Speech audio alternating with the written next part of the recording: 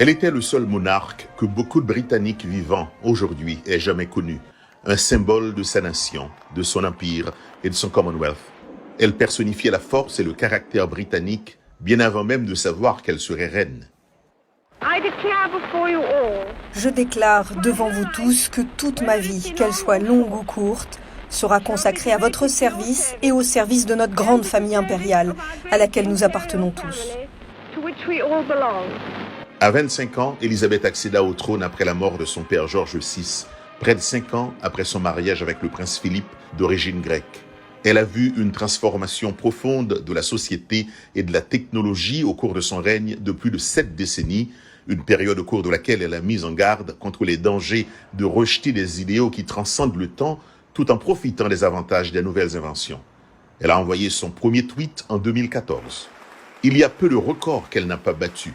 Elle a été le monarque qui a régné le plus longtemps au monde. En tant que chef du Commonwealth, la reine a des liens avec le passé, parfois un passé difficile à vivre parce que l'on pense à l'Empire, on pense à l'exploitation coloniale par exemple. Mais en ce qui concerne la reine, vous pensez à son dévouement à l'organisation. La reine Élisabeth a représenté la Grande-Bretagne dans des amitiés avec ceux qui partageaient les valeurs britanniques de liberté, d'égalité et de démocratie. Avec dignité, elle a fait face à ceux qui ne l'ont pas fait. Être vue avec elle était un moyen d'acquérir une apparence de prestige. La reine n'était pas à l'abri des critiques dans son propre pays.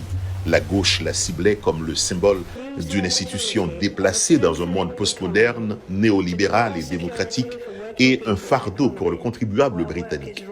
La mort de la populaire princesse Diana a été exploitée par ses détracteurs qui l'ont accusée d'avoir été froidement lente à réagir. Ce que je vous dis maintenant, en tant que votre reine et en tant que grand-mère, je le dis du fond du cœur. Tout d'abord, je veux rendre hommage à Diana moi-même. C'était un être humain exceptionnel et doué. Le mariage de son petit-fils, le prince William, avec Kate Middleton, a apporté un air juvénile à l'ancienne institution. Lorsque le prince Harry a épousé l'actrice américaine Meghan Markle, Élisabeth était à la tête d'une famille qui semblait évoluer avec son temps, populaire, diversifiée et mondiale. Mais il y avait des moments douloureux à venir. Son deuxième fils, le prince Andrew, a fait l'objet d'une enquête pour lien avec un délinquant sexuel condamné. Harry et Meghan se sont brouillés avec la famille royale sur fond d'accusations de racisme. Le décès du mari d'Élisabeth, le prince Philippe, en 2021, a laissé une image durable, une reine en deuil, seule, alors que la pandémie du coronavirus balayait son pays.